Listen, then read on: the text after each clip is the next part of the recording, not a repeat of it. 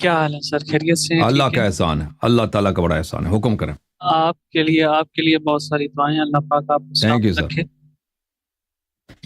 ایک ہی کویشچن تھا جو ہمارے ہاں یہاں ہم سے زیادہ کیا جاتا ہے ہمارے معاشرے میں۔ الحمدللہ میں علی ولی اللہ کا قائل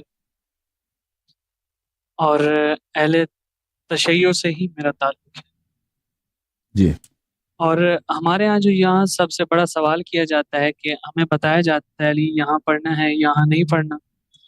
مین یہ ہے کہ وہ کہتے ہیں کہ تشہد میں علی نہیں پڑھنا، لیکن ہم اس چیز کے قائل ہیں، تو وہ ہم سے اس چیز کی حوالات مانگتے ہیں، حوالے مانگتے ہیں۔ تو میری جو کویشچن تھا وہ یہ تھا کہ آپ اس سمندر کو کوزے میں بند کریں اور چھوٹا سا اور ایسا معتبر جواب دیں جو ہم انہیں دے سکیں۔ تو کسی حدیث میں نہیں ہے کہ آپ نہیں پڑھ سکتے، ٹھیک ہے نا؟ کہ دیکھیں وہ تو دیکھیں مولوی حضرات جو کہتے ہیں آپ نہ پڑھیں نا، وہ تو فتوے کے پابند ہے، وہ حدیث وغیرہ تو مانتے نہیں نا۔ آپ ان کو حدیث جی دکھائیں وہ کہتے ہیں نہیں جی ہم فتوے پہ عمل، ان کے ساتھ تو بات کرنا ہی فضول ہے، کیونکہ جی وہ بالکل فتوے کے قائل ہیں۔ جب وہ فتوے کو مانتے ہیں نا تو فتویٰ تو ختم، فتویٰ نے فیصلہ کر دیا۔ اگر آپ جی بالکل قرآن و سنت کو نہ مانیں، ایک مولوی کو مان لیں، اور وہ میں کہ مولوی کہہ رہا ہے کہ پڑھنا حرام ہے، تو بات ختم ہے، پھر جی بحث کی کوئی گنجائش ہے؟ پھر گنجائش نہیں نا اس کے ساتھ، مقلد حضرات کے ساتھ بحث کی گنجائش ہے؟ نہیں ہے۔ نہیں کیوں نہیں ہے؟ نہیں بالکل کیونکہ وہ ان کا عقیدہ ہی یہی ہے، کہتے ہیں ہم قرآن سنت کو نہیں مانتے ہیں، ہم مولوی مرجع کا قول مانتے ہیں، مرجع کا فتویٰ مانتے ہیں۔ جب مرجع نے فتویٰ سنا دیا کہ بھئی یہ حرام ہے تو ختم، پھر گنجائش نہیں ہے نا۔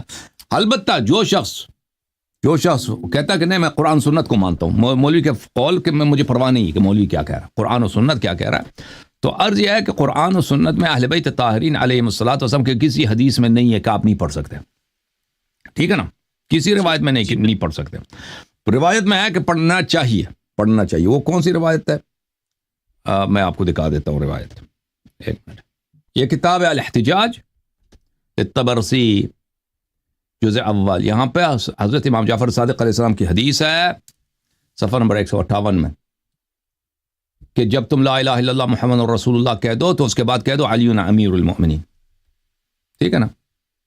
یہ ان کا فرمان ہے، ٹھیک ہے نا؟ جی لیکن یہ واجب نہیں ہے۔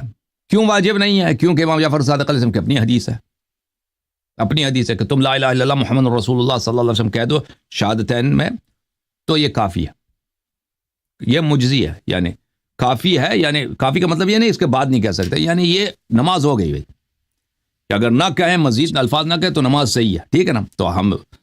تو وہ حدیث صحیح ہے اپنی جگہ پہ، کہ جو شہادتین پڑھتا ہے بھائی، شہادتین پڑھتا ہے اس کی نماز صحیح ہے، جو شہادت ثالثہ نہیں پڑھتا اس کی نماز باطل نہیں ہے۔